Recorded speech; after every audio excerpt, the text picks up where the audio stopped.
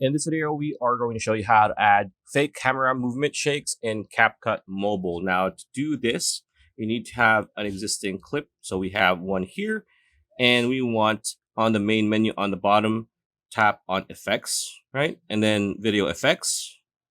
And then you want to go on the search bar and just type in shake, right? So once that's done, it's going to be the second option that says camera shake, right? So tap that. And as you can see, we are seeing a preview, right? So we can also just adjust it right now. If you want more speed, more glow, more intense, you can intensity.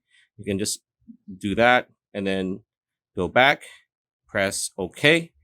And as you can see, if we play a video, it is now doing the effect. But again, you need to adjust it for however long you want the effects duration to be. So if you want it the entire time, you want to go all the way for the entirety of that clip.